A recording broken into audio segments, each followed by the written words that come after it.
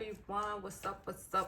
So welcome back to my channel. So this is my debt confession update video. So I did my first video as of 12/20/22. So I did it in December of 12/22, and I told you guys all my debt, and I did tell you guys that I paid off most of it, but that's what I was at. And the beginning of the year, by the ending of the year, I had paid off pretty much almost everything other than my car. So this is where I was last December. So as of December 2022, I was at 30,000. So I'm just letting you guys know that I did not work. So I was supposed to take on a job, and I took on a part-time job, and it turned out from every 2 days a week to every other week to non-existent at this point. I pretty much don't work at all now. I am looking for something because I do babysit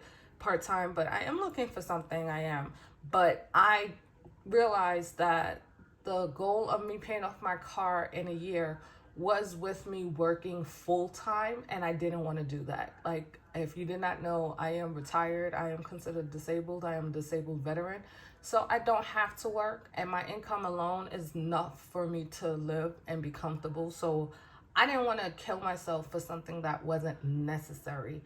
So when I redid the numbers without me working, I'm still able to pay off my car in 3 years or less with me not working. Now, if I work, of course, I pay it off faster than 3 years, but I'm okay with having a 3-year car loan as opposed to a 6-year car loan. So I decided I wasn't going to stress myself out. If I get a job that works around my schedule, that I'm comfortable with, I will take it. And then like I said, that 3 years will change. But as of right now, this is me paying it off with not working any type of other job. I only have my income, and that's it. So I decided I wanted to give you guys an update. So this is the update for what my car note is as of June 1st, 2023. This is where my car note is right now, 25,300, give or take. It's more like 25,290 something. That's where it was at when I looked at it. So I paid off $5,000 or so, close to $5,000 in 6 months by myself. So with me basically going through cutting back and really just spending money on the things that I enjoy and pretty much eliminating everything else, I was able to come up with extra money to pay on my car note without it hurting me. So I wanted to talk about this in this video because I don't know when other time I should talk about it, but I said I was going to express about the whole budgeting journey. And a lot of times we are all coming from the same place.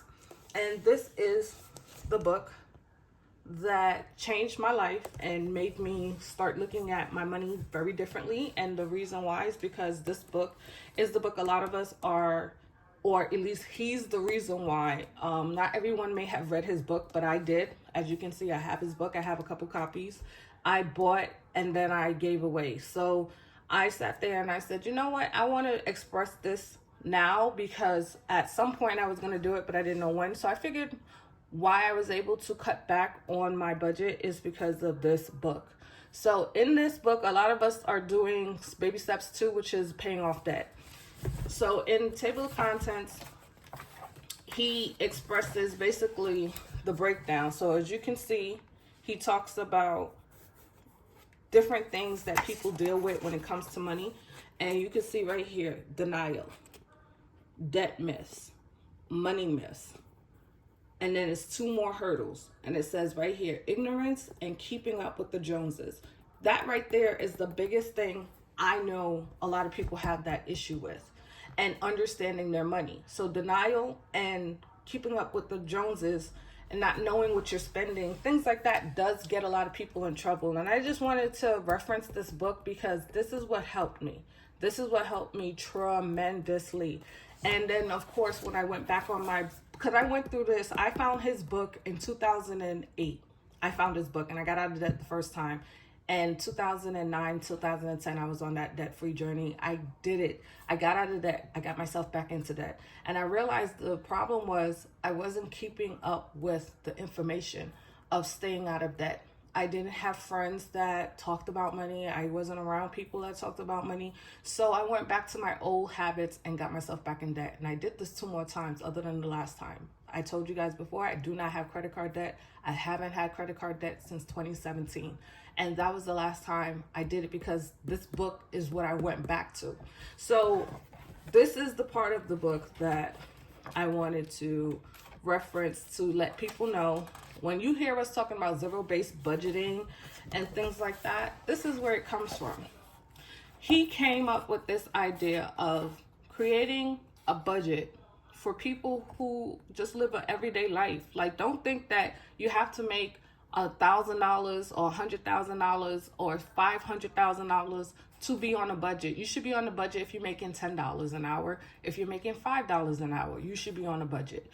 So this is why I am as organized as I am, because I use the baby steps, and the biggest step is creating a budget. And this book breaks it down, and he also has another part here where you could see all of the categories. And if it doesn't fit in your life, that's fine. You don't have to force it. Just use what works for you. And then this is the other part, because this is where most people get stuck at, because they realize it's more things they have than money. It's more items they have to account for. Now, this is the part right here, allocated spending plan.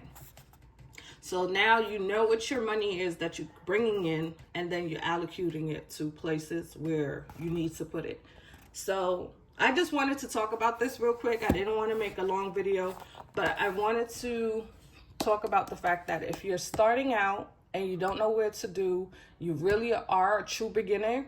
If you're a true beginner of budgeting, you could start here.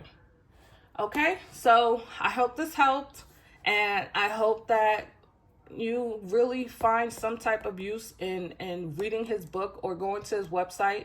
He has his website, he has podcasts, he has all these things, all these different tools to help you. So if you need help, like I said, I know I'm already doing things and I'm years in. So if you are truly at step 1, this should be your next step, is to getting his book or getting on his website, getting the information, because it helps. Thanks for watching. Later.